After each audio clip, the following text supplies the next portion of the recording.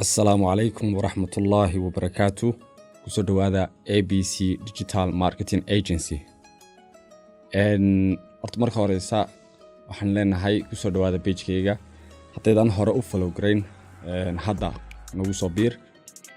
وحن نكعون دورنا إن شاء الله وحياة بدن استراتيجية بدن.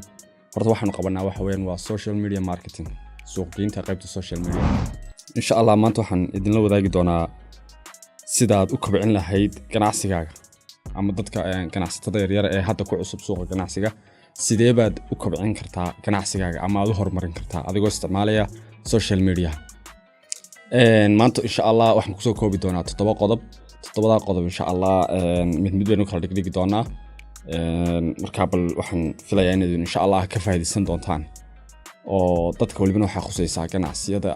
yaryar imiko kala furtay hadda ganacsi ama hore u lahaa ama raba inay furtaan